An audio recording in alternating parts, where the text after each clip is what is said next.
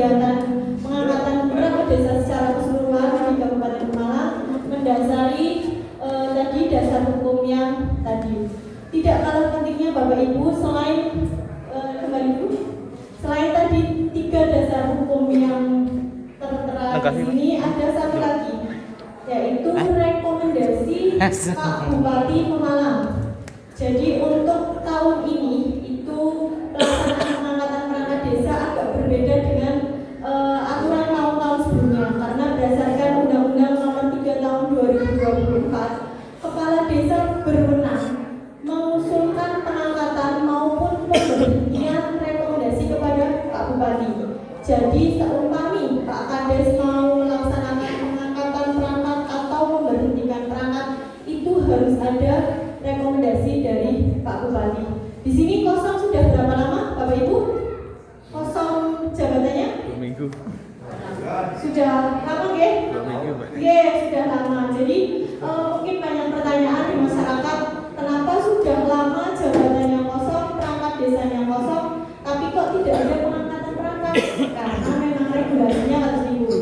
Regulasinya jadi setiap kegiatan pengangkatan perangkat itu harus mendapatkan rekomendasi dari Pak Bupati. Jadi Pak Kades tidak bisa tiba-tiba ada perangkat yang purna atau perangkat yang berhenti terus mengangkat perangkat lewat penjaringan itu buatan saged. Harus mendapatkan rekomendasi dulu dari Pak Bupati untuk semikir. Alhamdulillah kemarin rekomendasinya sudah turun per 30 Oktober 2025. Jadi kegiatan ini sudah bisa dilaksanakan. Lanjut. Tujuan pengangkatan perangkat desa ada 2 tujuan, bisa dibaca, bisa dilihat. Tujuan pengangkatan perangkat desa, 1, untuk mendapatkan perangkat desa yang profesional, berintegritas dan mampu menjalankan tugas pemerintahan, pembangunan dan pelayanan masyarakat secara optimal. 2, meningkatkan kualitas tata kelola pemerintah desa melalui pengisian jabatan perangkat desa yang kosong. Ini tujuan dari kegiatan pengangkatan perangkat desa. Lanjut. Cara pengangkatan perangkat desa ada 2 cara, bisa melalui mutasi jabatan antar perangkat desa dan penjaringan dan penyaringan calon perangkat desa. Syarat untuk bisa melakukan pengangkatan perangkat desa itu harus ada jabatan yang kosong. Kalau mutasi itu berarti mutasi rotasi di dalam pemerintah desa, geser jabatan. Terus kalau penjaringan calon perangkat desa itu nantinya yang akan diambil dari luar, ada pendaftaran calon perangkat desa baru dari luar. Untuk semingkir, opsi yang diambil kemarin adalah 2 opsi. Jadi selain mutasi juga ada penjaringan dan penyaringan. Lanjut.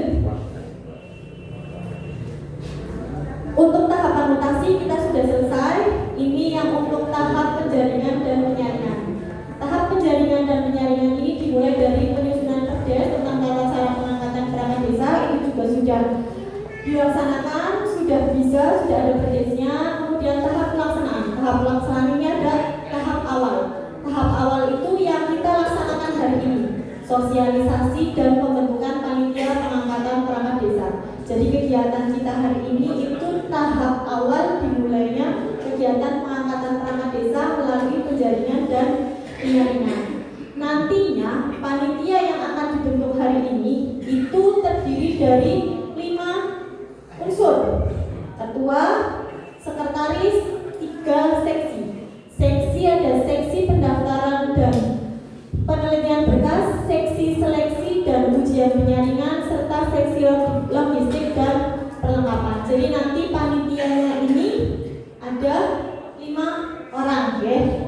Panitia ini diambil dari mana? Siapa yang nantinya akan menjadi panitia? Nanti kita musyawarahkan bersama. Unsurnya itu dari perangkat desa, dari BPD, dari pengurus lembaga kemasyarakatan desa dan tokoh masyarakat. Sudah terpenuhi semua unsurnya? Ada semua, ya? Unsur yang menjadi persyaratan ada semua, ya? Nanti kita musyawarah untuk menentukan siapa yang nantinya jadi panitia pengangkatan perangkat desa. Lanjut. Setelah nanti panitia terbentuk, itu tahap penjaringan penjaringan. Tahap penjaringan itu tahap pendaftaran. Ini ada 2 kegiatan. Kegiatan yang pertama, pengumuman lowongan jabatan perangkat desa. Kedua, penerimaan pendaftaran bakal calon. Pendaftaran bakal calon perangkat desa dimulai tanggal 18 November. Jadi dibukanya pendaftaran perangkat desa di Semingkir itu nanti di tanggal 18 November. Jadi itu semua serentak satu kabupaten. Mulai pendaftaran dibuka itu di tanggal 18 November. Tapi sebelum pendaftaran dibuka, Bapak Ibu, itu harus ada pengumuman lowongan dulu selama 7 hari yang berisi 1 kekosongan jabatan. Jadi nanti jabatan apa saja, formasinya lowongan. Kemudian waktu pendaftarannya yang tadi itu dimulai di tanggal 18 November, 10 hari kerja. Kemudian persyaratan pendaftarannya itu selama 7 hari. Jadi selama 7 hari itu akan dilaksanakan pengumuman real. 7 hari itu dimulai besok. Jadi besok panitia sudah harus dan wajib mengumumkan adanya pendaftaran perangkat desa di desa Semingkir. Bisa membuat banner dipasang di tempat strategis atau membuat pamflet-pamflet di-share di medsos itu saged lewat status, lewat FB, grup itu saged. Intinya dalam waktu 7 hari itu dimulai besok, panitia sudah harus mengumumkan bahwa di Semingkir ada lowongan perangkat desa. Oke, nanti pendaftaran dimulai tanggal 18 November selama 10 hari. Lanjut.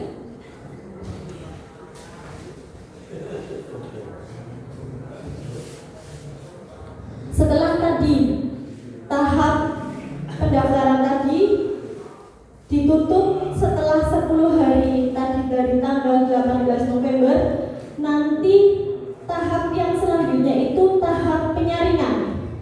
Tahap penyaringan itu dimulai dari seleksi administrasi, penelitian persyaratan administrasi dari bakal calon oleh panitia. Jadi yang tadi sudah mendaftar, berkasnya sudah terkumpul, itu nanti ada seleksi administrasi. Seleksi administrasi itu dilaksanakan di tanggal 2 sampai 4 Desember. Tadi waktu pendaftaran itu dimulai tanggal 18 November. Nanti pada saat pengumuman pendaftaran, di pengumuman itu disampaikan bahwa pendaftaran ditutup tanggal sekian jam. Jadi jamnya juga harus ada, ditentukan jamnya, jam seumpami jam 14.00. Berarti nanti di luar itu berarti sudah tidak bisa melakukan pendaftaran. Oke, berarti pendaftaran sudah ditutup. Setelah pendaftaran ditutup tadi itu ada yang namanya seleksi berkas, itu dari tanggal 2 sampai 4 Desember oleh panitia. Di tanggal 4 Desember itu ada pengumuman seleksi administrasi. Pengumuman sinten mawon yang lulus seleksi administrasi. Itu nanti ada pengumuman. Jadi sistemnya gugur Bapak Ibu. Seumpami pas yang daftar itu ada 40 orang, tapi ternyata setelah seleksi administrasi ada yang lolos 36, itu bisa. Oke, jadi sistemnya itu gugur. Jadi yang tidak lolos administrasi itu tidak bisa melanjutkan ke tahap selanjutnya. Di tahap selanjutnya itu nanti ada tahap tes kesehatan. Tes kesehatan ini dilaksanakan oleh Dinas Kesehatan Kabupaten Malang. Nanti pelaksanaannya serentak tanggal 8 sampai 19 Desember, dimulai tanggal 8 Desember sampai selesai. Nanti ada jadwalnya sendiri untuk Desa Semingkir karena pelaksanaannya ini nanti di Dinas Kesehatan. Jadi yang bukan di Semingkir atau di Puskesmas Randudoa, tapi langsung di sana dan gratis ya Bapak Ibu. Itu pelaksanaan tes kesehatan gratis. Untuk akomodasi transport ditanggung sendiri deh.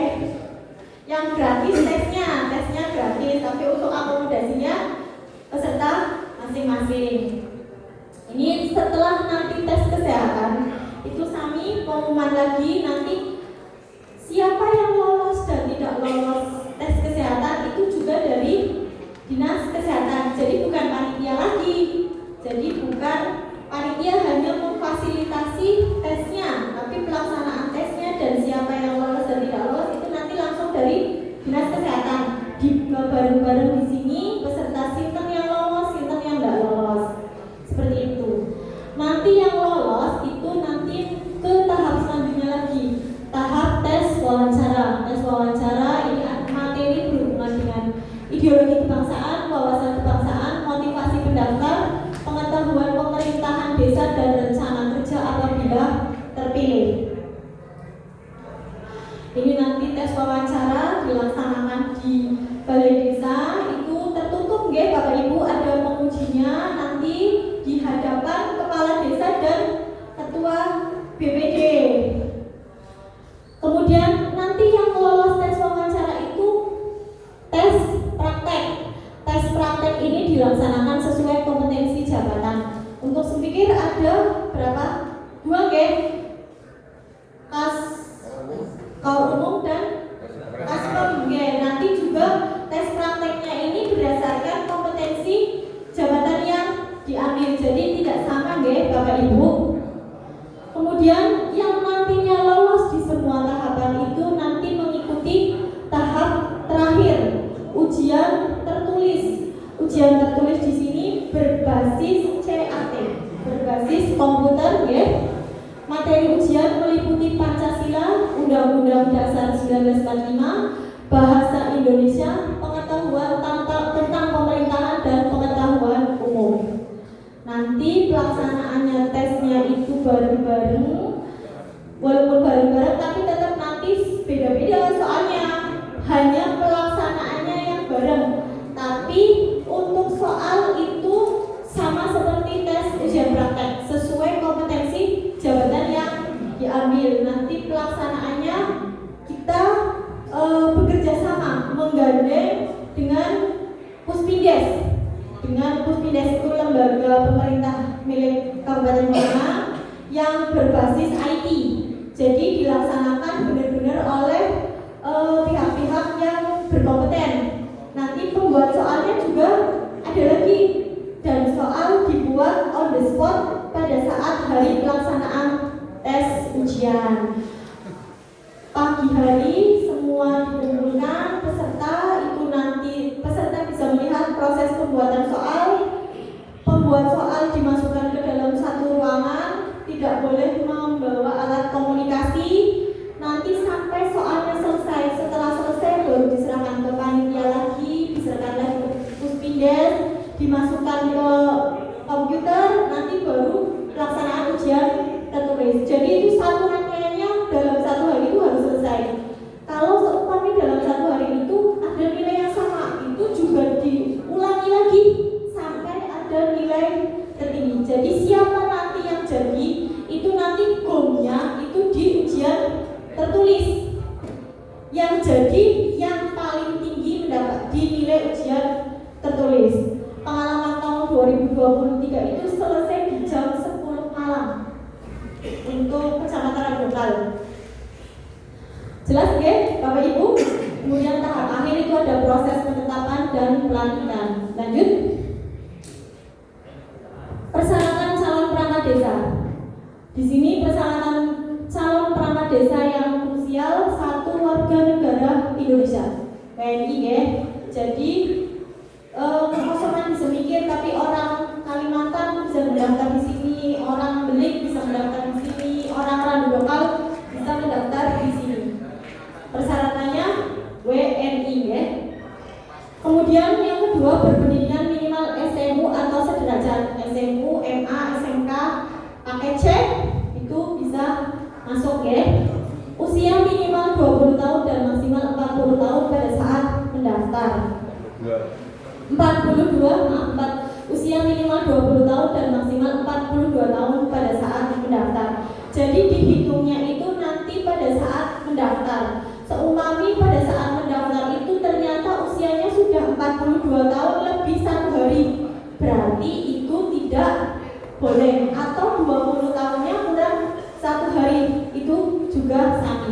dihitung pada saat mendaftar. Lanjut. Persyaratan lainnya itu bisa dibaca ya Bapak Ibu di situ.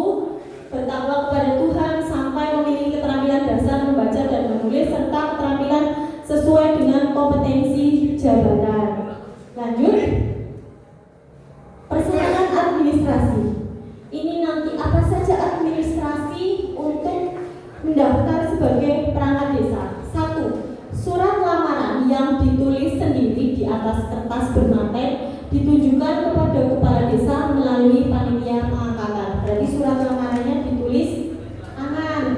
ditulis tangan, ada materainya, itu nanti ada contohnya.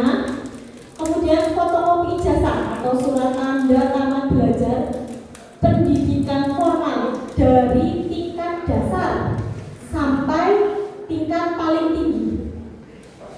Jadi dari SD fotokopi ijazahnya itu dari SD, SMP, SMA, perguruan tinggi kalau yang sarjana yang telah dilegalisasi oleh pejabat berwenang dalam jangka waktu 6 bulan terakhir sampai dengan penutupan pendaftaran.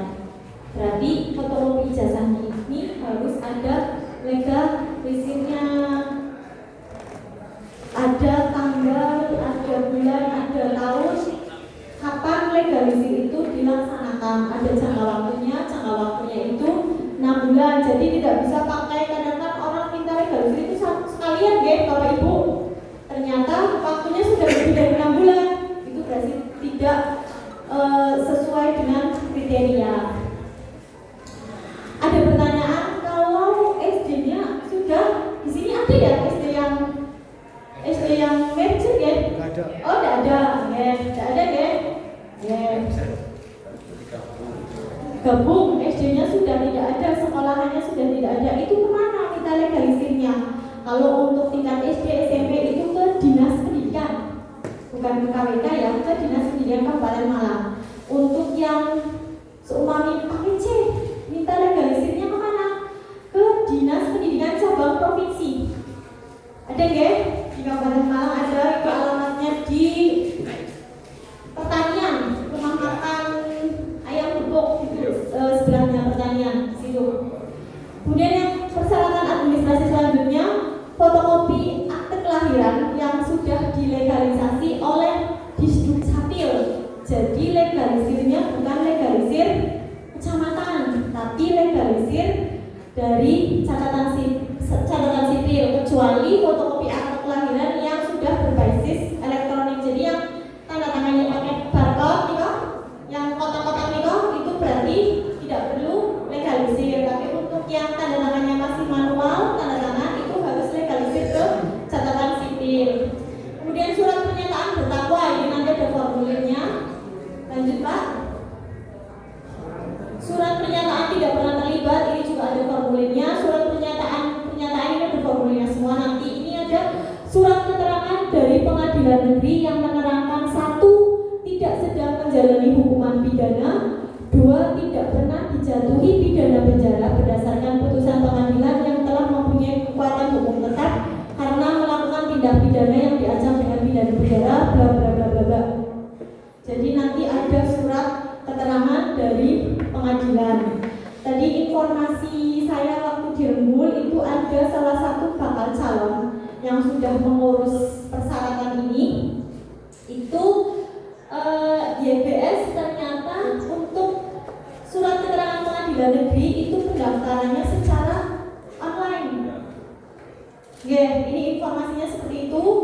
Pendaftarannya itu online lewat website, nanti ke sana baru untuk mencetak. Seperti itu, Mas?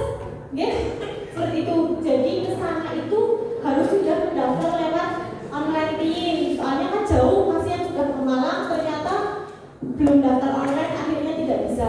Dan syaratnya itu harus sudah punya SKCK. Jadi dasar surat keterangan dari pengadilan ini SKCK, ini barangkali informasinya salah, mau dikoreksi, mohon maaf tapi tadi informasinya seperti itu. Jadi pendaftaran online dulu lewat website, baru nanti pencetakannya di sana. Lanjut. Surat keterangan berbadan sehat dari fasilitas pelayanan kesehatan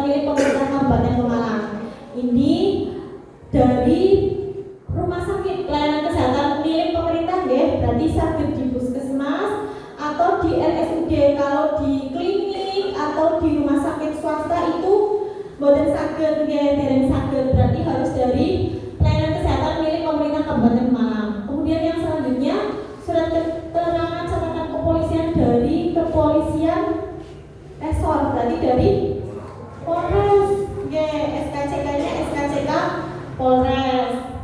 Kemudian ada surat pernyataan ini nanti juga ada formulirnya. Jelas ya untuk persyaratan administrasi ya. Lanjut.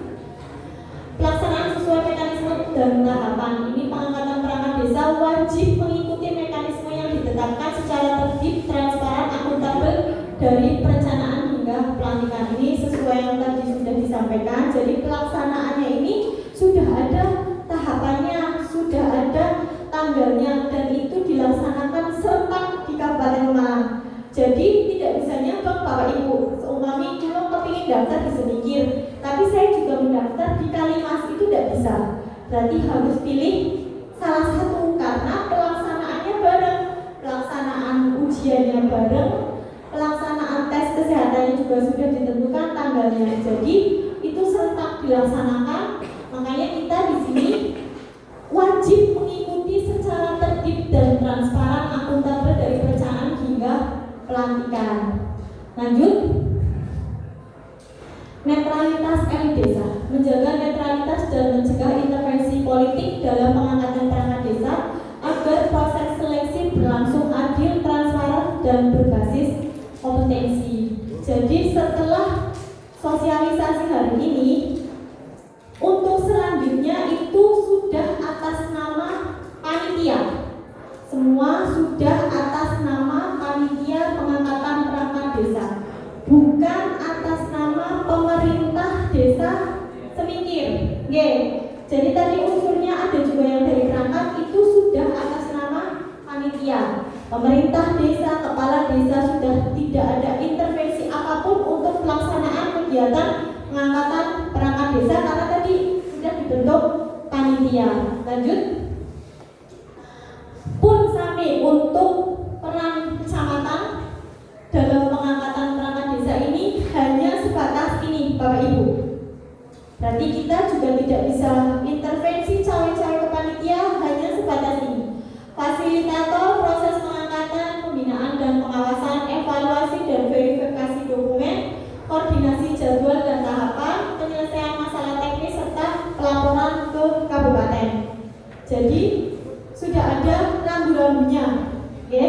Berarti semua itu sudah ranahnya panitia, baik desa maupun kecamatan itu tadi sudah ada porsinya masing-masing, ya.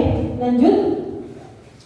Penegasan ketentuan perubahan tentang perangkat desa yang tadi disampaikan di awal berdasarkan pasal 26 ayat 2 huruf B Undang-Undang Nomor 3 Tahun 2024 tentang perubahan kedua atas Undang-Undang Nomor 6 Tahun 2014 tentang desa berbunyi, dalam melaksanakan tugas sebagai dimaksud ayat 1, kepala desa berwenang mengusulkan pengangkatan dan pemberhentian perangkat desa kepada bupati dan wali kota. Jadi tadi yang seperti disampaikan di awal bahwa untuk kegiatan pengangkatan perangkat ataupun pemberhentian perangkat, kepala desa mengusulkan pengangkatan kepada bupati yang nantinya akan mendapatkan rekomendasi dari Pak Bupati. Seperti itu. Dari semua yang disampaikan, ada yang ditanyakan? Kayaknya sudah jelas ya. Iya, monggo. Terima kasih waktu yang diberikan kepada saya. Nama saya Sugeng anggota BPJ.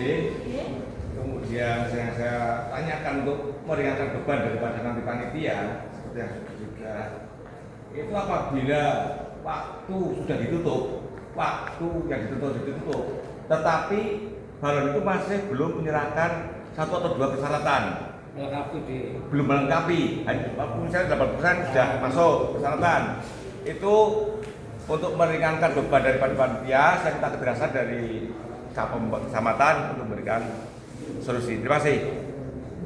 Jawab ya Pak, itu sudah menjadi ranahnya panitia.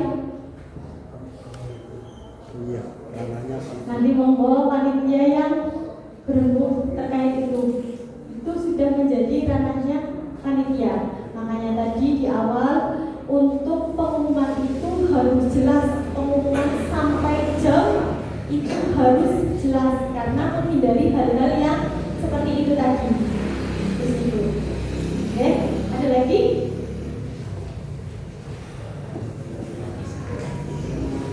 Ada lagi? Kayaknya tadi yang disampaikan itu sudah gamblang ya, sudah jelas, sudah gamblang. Monggo kita awasi bersama pelaksanaannya, nanti musyawarah untuk mendapatkan panitia yang benar-benar bisa melaksanakan kegiatan pengangkatan perangkat desa di Semingkir ini. Cukup ya dari saya. Matur nuwun. Wassalamualaikum warahmatullahi wabarakatuh.